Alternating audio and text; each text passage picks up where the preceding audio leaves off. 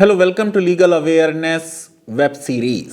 आज बात होगी सुप्रीम कोर्ट के पेगासस ऑर्डर की, जिसमें कोर्ट ने एक 3 मेंबर इंडिपेंडेंट कमेटी बनाई है उन एलिगेशंस को देखने के लिए जो वायर के 19 जुलाई में छापे थे, जिसमें एलिगेशन था कि 40 से ज़्यादा civil society activist, journalist, psephologist, election strategist जो भारतीय हैं, उनके विरुद्ध एनएसओ का बनाया हुआ ये इजरायली सॉफ्टवेयर, सर्विलियंस सॉफ्टवेयर इस्तेमाल किया जा रहा था। विश्व के कई देशों में एक तूफान आ गया था और कई देशों में इस मामले में प्रूव ऑर्डर हो गया। इजराइल की अपनी सरकार ने खुद अपनी कंपनी एनएसओ के खिलाफ प्रूव किया कि क्या वो इस सॉफ्टवेयर का टेरर के अलावा चीजों के लिए भी इस्तेमाल हो रहा है। कंपनी का यह कहना है कि वो ये सॉफ्टवेयर सिर्फ सरकारों को बेचती हैं। प्रश्न ये था कि क्या भारत सरकार ने इजरायली कंपनी से ये सॉफ्टवेयर लिया। सुप्रीम कोर्ट के चीफ जस्टिस एनवी रमन्ना ने आज जो ऑर्डर पढ़ा उसमें उन्होंने कहा कि सरकार ने कोई क्लियर स्पेसिफिक डिनायल नहीं किया, उनका डिनायल वेग था। मैं समझता हूं कि आज के इस ऑर्डर से एक बार फिर भारत की न्यायपालिका में लोगों का विश्वास बढ़ा है। जब सरकारों के फैसलों को अदालतों में चुनौती दी जाती है तो देश की जनता ये एक्सपेक्ट करती है कि एक ऐसा फेयर, रीजनेबल और जस्ट डिसीजन आए जिसको पूरे विश्व में दिखाने पर भारत की न्यायपालिका की वाह वाह हो। मैं समझता हूं कि सुप्रीम कोर्ट ने आज पूरे विश्व की वाह वाह लूट ली है और उन लोगों को जो कह रहे थे कि भारत की supreme court is more executive minded than executive, उनके इस एलिगेशन को मुंह तोड़ जवाब दिया है। मैं समझता हूं कि हमारे सारे जजेस इंडिपेंडेंट हैं। उनके कई फैसलों का हम क्रिटिसिज्म कर सकते हैं, उनके कई फैसलों से हम डिसएग्री कर सकते हैं। जजेस ह्यूमन बीइंग्स हैं, अक्सर उनसे इंटरप्रिटेशन ऑफ लॉ में गलती हो सकती है, लेकिन किसी भी जज को और पूरी कोर्ट को मोटिव एट्रीब्यूट करना मैं समझता हूं बहुत गलत बात है। आइए समझते हैं कि क्या इंपॉर्टेंट बातें चीफ जस्टिस एनवी रमन्ना ने आज कही हैं। 3 मेंबर की एक कमेटी बनाई, उसमें डीन लिए हैं नेशनल फॉरेंसिक यूनिवर्सिटी गुजरात के डॉक्टर नवीन कुमार चौधरी। दूसरे मेंबर होंगे अनिल गुवास्ते आईआईटी बॉम्बे के, ये भी कंप्यूटर्स के और साइबर सिक्योरिटी के एक्सपर्ट हैं। और कमेटी के तीसरे सदस्य होंगे डॉक्टर प्रभाहरन पी, ये प्रोफेसर हैं अमृत विश्व विद्यापीठ केरला के और इनको भी कंप्यूटर साइंस और सिक्योरिटी एरियाज में बहुत बड़ा एक्सपीरियंस। मैं समझता हूं कि कोर्ट ने जो आज फैसला दिया है उसमें खुद उन्होंने कहा justice should not only be done, it should appear to have been done. सरकार ने कहा हम कमेटी बना देंगे। उस पर कपिल सिब्बल ने कहा अगर सरकार ने सर्विलियंस नहीं कराई और वो क्लियर डिनायल करें और वो कहें उन्होंने पेगासस सॉफ्टवेयर नहीं खरीदा तो कमेटी की जरूरत नहीं, और अगर सरकार ने खरीदा तो फिर सरकार की बनाई कमेटी पर वो विश्वास देश का नहीं हो सकता, पेटिशनर्स का नहीं हो सकता जो होना चाहिए।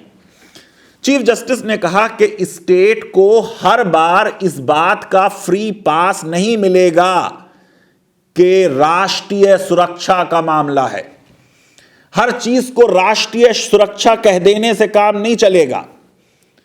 राष्ट्रीय सुरक्षा कह देने से जुडिशियल रिव्यू खत्म नहीं हो जाता।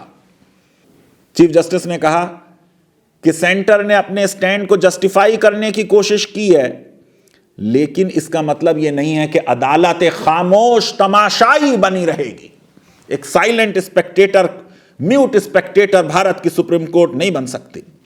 कोर्ट ने नोट किया कि सेंटर ने कोई स्पेसिफिक डिनायल नहीं किया और हमारे पास अब कोई ऑप्शन नहीं है कि हम पेटिशनर्स की रिक्वेस्ट और पेटिशन को एक्सेप्ट करें और माने जो उनकी पेटिशन में एलिगेशंस लगाए गए हैं वो प्राइमा फेसाई सही हैं।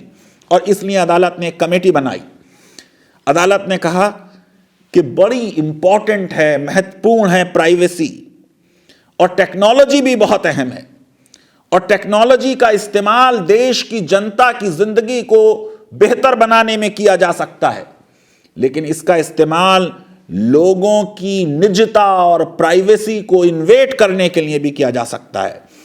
इसलिए कुछ ना कुछ उस पर अंकुश लगाने की जरूरत है, वरना वो कॉन्स्टिट्यूशनल मस्टर को पास नहीं कर पाएंगे। चीफ जस्टिस ने जॉर्ज ऑरवेल की मशहूर बुक 1984 कोट की और कहा, if you want to keep a secret you must hide it from your self.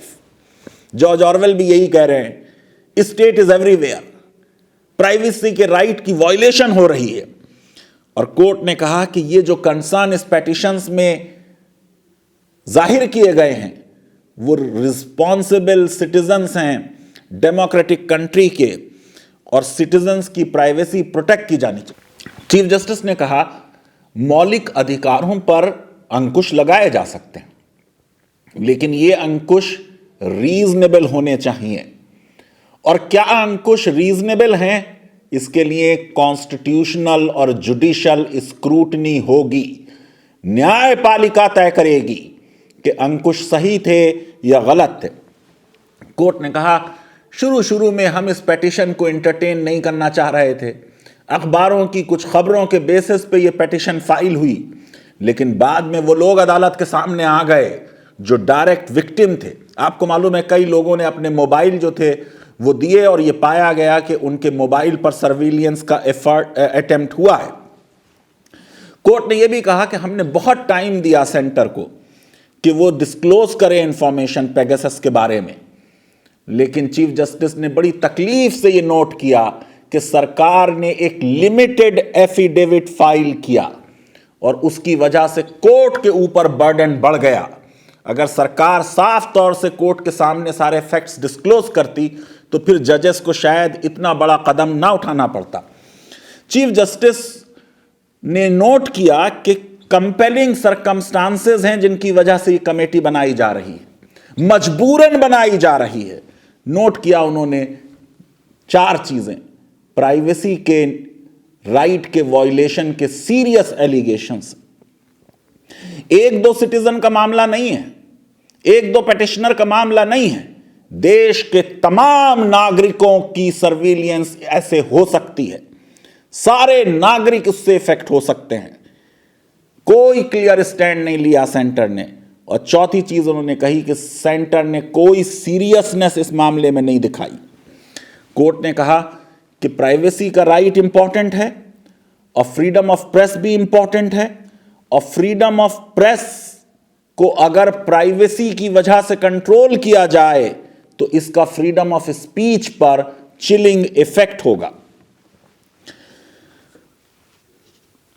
Court ने यह भी माना कि कुछ केसेस में, एक्सेप्शंस में, जहां आतंकवाद के मामला है, आतंक के मामले हैं, वहां पर सर्विलियंस मुमकिन हो सकती है, लेकिन यह बड़ा लिमिटेड स्कोप होगा इसका।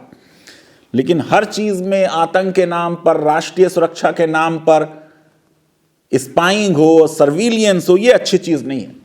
लेकिन मैं आपको बता दूं, यह कोई पहली बार बात नहीं हुई। बहुत साल पहले भी सुप्रीम कोर्ट टेलीफोन टैपिंग के मामले में 10-12 गाइडलाइंस दे चुकी है। हर जमाने में कुछ ना कुछ सर्विलियंस होती है, हर जमाने में कुछ ना कुछ टेलीफोन टैपिंग के मामलात आते हैं। और यह सिर्फ एक इजरायली सॉफ्टवेयर का मामला नहीं है। यह तो एक कंट्रोवर्सी उठ गई क्योंकि बड़ा एक इन्वेस्टिगेशन हुआ इस केस में, बहुत से देशों के लोग इन्वॉल्व थे इसमें, लेकिन सैकड़ों ऐसे सॉफ्टवेयर हैं जिनसे सर्विलियंस सरकारें कराती हैं और वो अदालत के सामने नहीं आ पाते। ये एक बड़ा मुद्दा उठ गया, इसलिए इस तरीके की कमेटी बन गई। मैंने आपको बताया कि इसमें कई लोगों के, बड़े बड़े लोगों के नाम थे। राहुल गांधी प्रशांत किशोर, इलेक्शन कमीशन के मेंबर अशोक लवासा, वायर की तरफ से कई पेटिशनर्स थे जिन्होंने कहा कि इस केस में एक इंडिपेंडेंट प्रूव होना चाहिए। कोर्ट ने पेटिशनर्स की बात को प्राइमा फेसाई सही माना और एक इंडिपेंडेंट कमेटी को अपॉइंट कर दिया। मैं समझता हूं कि यह पेटिशन जो सुप्रीम कोर्ट में फाइल हुई, 12 पेटिशंस थी। एडिटर्स गिल्ड ऑफ इंडिया थे, सीनियर जर्नलिस्ट एन राम थे, शशि कुमार थे, प्रणय गुहा थे, तृणमूल कांग्रेस के लीडर यशवंत सिन्हा थे, जगदीप एस चोकर थे। कोर्ट ने अपना ऑर्डर 13 सितंबर को रिजर्व कर लिया था। गवर्नमेंट ने साफ तौर से यह कहा कि इस एलिगेशन में कोई सच्चाई नहीं है और कोर्ट से कहा कि आप हम ही को कमेटी बनाने की इजाजत दे दें, लेकिन कोर्ट ने यह बात नहीं मानी और आज खुद एक कमेटी बना दी। मैं ये समझता हूं कि बहुत ही छोटा सा एक सवाल था कि क्या सरकार ने पेगासस सॉफ्टवेयर खरीदा है।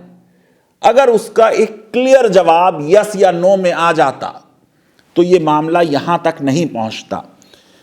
और वही बात कोर्ट ने पकड़ ली कि हर चीज को यह कह देना कि राष्ट्रीय सुरक्षा का मामला है वो सही नहीं है। अगर सरकार ने इसमें एक डिटेल्ड एफिडेविट फाइल किया होता, वो एफिडेविट जो सरकार ने फाइल किया वो लिमिटेड एफिडेविट था। उसको पेटिशनर्स ने कहा कि ये नॉन कमिटल वाला एफिडेविट है, इसमें कोई बात सरकार साफ तौर से कह नहीं रही है। और फिर पेटिशनर्स की तरफ से ये भी आर्गू किया कपिल सिब्बल ने कि हमको कोई गवर्नमेंट अपॉइंटेड कमेटी नहीं चाहिए, हमको एक इंडिपेंडेंट कमेटी चाहिए, क्योंकि अगर सरकार ने कहा कि हमने पेगासस खरीदा है तो कमेटी की ज़रूरत नहीं, और अगर सरकार कहे कि पेगासस नहीं खरीदा तो भी कमेटी की ज़रूरत नहीं। बड़ा डिटेल्ड और broad term of reference committee को दिया गया है। बड़ा रेयर है कि एक कमेटी बनी हो और जुडिशियल ऑर्डर में टर्म ऑफ रेफरेंस आया हो। मैं समझता हूं कि ये बहुत मेजर डेवलपमेंट है। कोर्ट ने लिखा है कि कमेटी इंक्वायर करेगी कि क्या पेगासस सॉफ्टवेयर का भारत के नागरिकों के लिए इस्तेमाल हुआ है, उनके फोन्स या उनके दूसरे डिवाइसेस से उनका स्टोर डेटा एक्सेस किया गया है या उनके कन्वर्सेशंस को इंटरसेप्ट किया गया है। कमेटी देखेगी कि इसके विक्टिम्स कौन रहे हैं जिनके ऊपर ये स्पाईवेयर का अटैक हुआ है, और क्या स्टेप भारत सरकार ने लिए हैं 2019 की, जब व्हाट्सएप की ये रिपोर्ट आई थी कि उस पर पेगासस का अटैक हुआ है। एक टर्म ऑफ रेफरेंस ये भी बताया है कि कमेटी देखेगी कि भारत सरकार ने या किसी स्टेट गवर्नमेंट ने या किसी सेंट्रल और स्टेट एजेंसी ने क्या पेगासस सॉफ्टवेयर को एक्वायर किया है और उसका इस्तेमाल किया है। टर्म ऑफ रेफरेंस में यह भी देखेगी कमेटी कि क्या गवर्नमेंट एजेंसी ने सिटीजन्स पर इसका इस्तेमाल किया है, और अगर ऐसा है तो किस लॉ, रूल, गाइडेंस, प्रोटोकॉल और लॉफुल प्रोसीजर का इस्तेमाल हुआ, और कोई क्या डोमेस्टिक एंटिटी है या शख्स है जिसके ऊपर इसका इस्तेमाल हुआ हो, और अगर ऐसा हुआ तो वो ऑथराइजेशन कहां से आया। फिर बड़ी डिटेल्ड रिकमेंडेशंस के लिए भी जुडिशियल ऑर्डर में लिख दिया कि ये कमेटी रिकमेंड करेगी कि क्या कोई ऐसा लॉ बनाएं या अमेंडमेंट करें जिससे राइट टू प्राइवेसी जो है वो इंप्रूव करे सर्विलियंस के मामले में।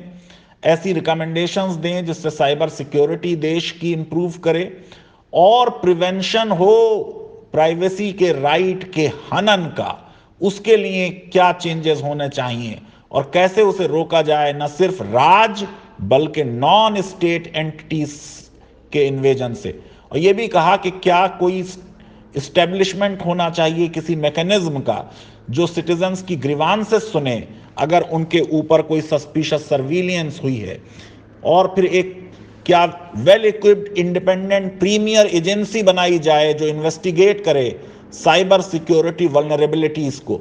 मैं समझता हूं कि बड़ा डिटेल्ड जजमेंट है 46 पेज का, और उसमें जो टर्म ऑफ रेफरेंस आया है राइट टू प्राइवेसी के बारे में, जो पुराने जजमेंट्स और पुट्टुस्वामी वगैरह को कोट किया गया है, और कब राइट टू प्राइवेसी वायलेट किया जा सकता है, उसके लिए चीफ जस्टिस को मुबारकबाद दी जानी चाहिए। मैं समझता हूं कि जिस तरीके से आज सुप्रीम कोर्ट ने फंडामेंटल राइट्स के बारे में अपना कमिटमेंट रिट्रेट किया है कि कोर्ट प्रोटेक्ट करेगी फंडामेंटल राइट्स को, जैसे कि कोर्ट ने हमेशा किया है। जिस तरह राइट टू प्राइवेसी और फ्रीडम ऑफ स्पीच को आज प्रोटेक्ट करने की कोर्ट ने एक कमिटमेंट दिखाया है, उससे लोगों का विश्वास सुप्रीम कोर्ट में और लोगों का विश्वास देश के संविधान में और भारत के डेमोक्रेटिक कंट्री होने में बढ़ा है। मैं समझता हूं कि यह कमेटी अगर 8 हफ्ते में अपना काम पूरा कर ले और रिपोर्ट सामने आ जाए तो इस कंट्रोवर्सी को ख़त्म करने में मदद मिलेगी। और अगर कमेटी ये पाती है कि किसी की कोई सर्विलियंस नहीं हुई तो वो भी बहुत अच्छी चीज़ होगी। सरकार की बात कोर्ट अपहोल्ड कर लेगी और ये पिटीशन उसके बाद जो है मैं समझता हूँ अपने आप ख़त्म हो जाएगी। लीगल अवेयरनेस वेब सीरीज़ अगर आपको पसंद आती है तो मेरी रिक्वेस्ट है कि हमारे इस वीडियो को वाइडली शेयर करें, हमारे चैनल को सब्सक्राइब करें और बेल आइकन ज़रूर क्लिक करें अगर आप चाहते हैं कि आपको ऑथेंटिक और अनबायस्ड लीगल न्यूज़ और एनालिसिस मिल जाए। बहुत बहुत शुक्रिया, धन्यवाद, थैंक यू वेरी मच।